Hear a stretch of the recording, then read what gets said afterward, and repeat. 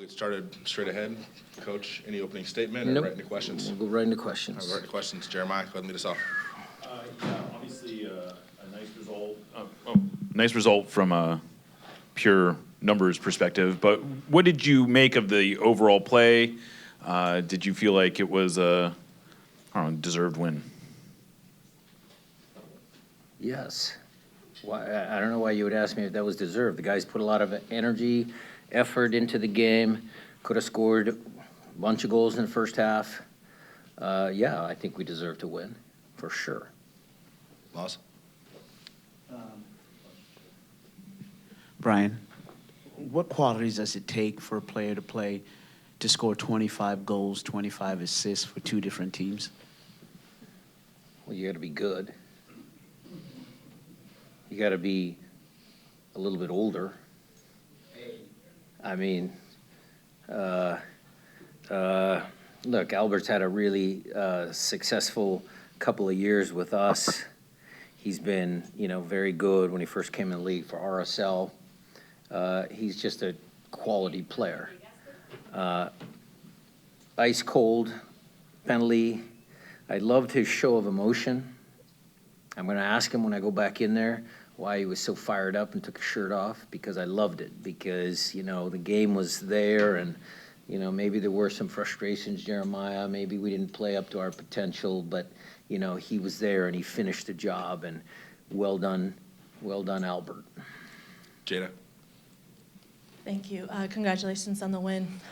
It didn't necessarily read to me as frustrations. It seemed like Dallas was playing a pretty good defensive game against you guys to deny some of those shots. And so I just kind of wanted to get your opinion on that, on their defensive show. I would credit Eric with, he's in a tough stretch right now, coach from Dallas. He did a fantastic job tonight because that team could have rolled over. We put them under immense pressure, and they stood tall. So that's good coaching. That's good mentality. That's going to take him a long way. Teams that can do that, they got to go to like Cincinnati on Wednesday, I think, and then they were in New York, and then they came to Seattle, and that's a tough stretch. So credit to Dallas for playing well.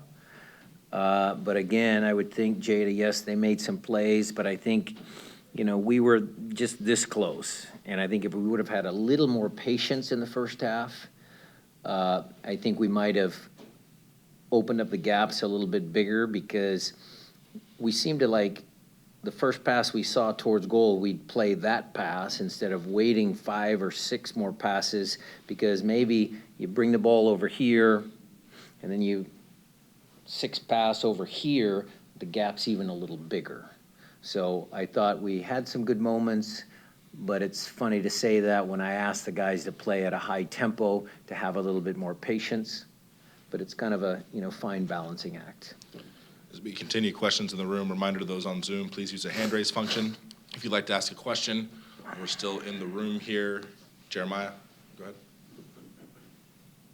Better be a good one this time. No pressure on that. Jesus looked like he got off to a really good start. Yeah. He ended up coming out relatively early in the second half. Was there something that you were seeing in the second half that you weren't seeing in the first half? It was just changing the momentum of the game. Plus, if Masowski can't make, I need to think about 3 games in a week.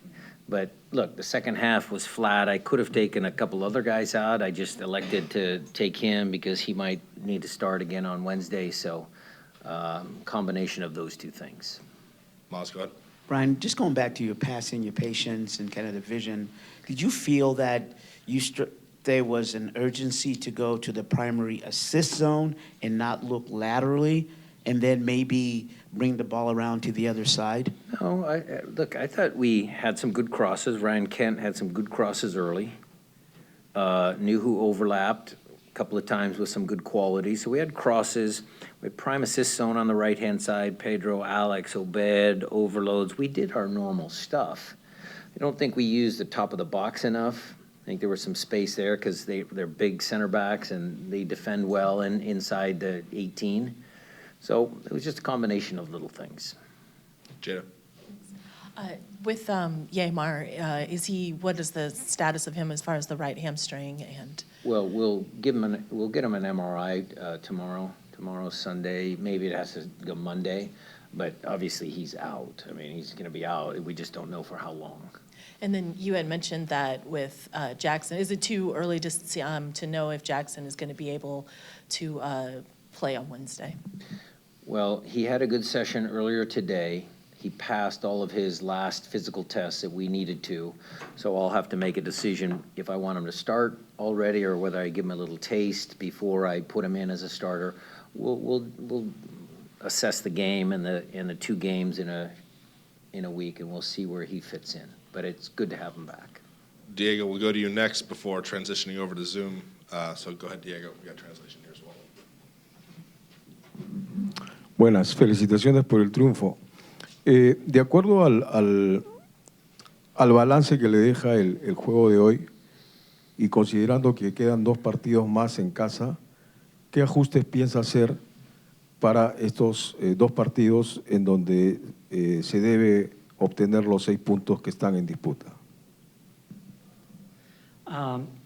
Considering the balance of the games that we have had and considering also there are 2 more games here at home, what adjustments are you planning on doing to ensure that we achieve the 6 points that those 2 games mean?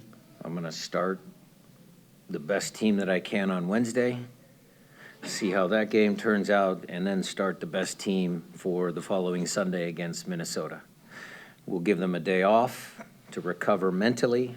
They'll come in on Monday to recover physically, and then we'll make decisions next week on lineups. Lo que voy a hacer es empezar con el mejor equipo que tenga en el partido que jugaremos el miércoles. Luego voy a empezar con el mejor equipo que tenga en el siguiente partido que tenemos contra Minnesota. Les vamos a dar el día siguiente, mañana libre básicamente para que se recuperen y luego vamos a seguir entrenando y preparándonos para escoger el mejor equipo que tengamos disponible en ese momento. All right, we'll go next to Zoom. Again, if you'd like to ask a question, please use the hand raise function. I see Felipe Maqueda's hand up. Felipe, go ahead, unmute yourself and ask your question. Thank you. Coach Brian, and you end up the game with fewer senior players. In my perception, seems to me the Sounders is renewing itself. Is this something that is happening naturally, or is something that you're trying to push for, to look for, kind of give opportunity to all these younger players in the squad? Well, look, I think the subs that we made, Georgie has played some games. Obviously, Paul has played a lot of games. I think you're talking about Osaze. Osaze is a good prospect. He's a fine young player. And these experiences are going to be good for him to grow as a player. And it's just, again, we have a deep squad. We have a good roster of senior players, some good young players that are starting a lot of minutes, and then a group of players that aren't starting but are very talented. Reed was able to make an appearance, so that was good for him. He's been injured, but I don't know if it's a concentrated effort. What I've always said, Felipe, is regardless of their age, where they come from, who they are, if they're good enough to help the team win, they're going to play. I don't see any other hands up on Zoom, so we'll come back to the room. I think Jeremiah had one more. Go ahead. Close this out. This is the second week in a row you've had Paul come in and play as a 9. I'm just curious what you like that you're seeing there, or sort of what the thought process is. Well, different games, but, Paul can stretch the field. I thought in this game particularly, in the second half, we were just standing in a line, and they kept a pretty high line. And so I wanted someone that, by nature, runs in behind all the time, and that was Paul. instead of Osaze. Osaze is more of a true number 9, a target guy. He can run in behind, but I wouldn't say that's necessarily a strength. So it was basically tactical just to get Paul to open up the field. That was the reason why. Last one, go ahead. This is Tony. I would like to ask you about another historic moment that happened here. 400 appearances for Stephen Fry. What would you have to say? Well, the ceremony on the field, he didn't want to have anything big because he's a very humble man, but he deserves all the accolades, and, you know, he's been such a vital part of our success. So, you know, he's in my book, he's the best goalkeeper in MLS over the last course of, you know, how many years have you been here? 8 years? 12. Okay, see? See? Sorry, Steph. I should know that. But I didn't want to put, you know, your age. I didn't want to put your age into the conversation. He's been here a long time, and he's great. All righty. Thank you, Coach. Thanks, everybody.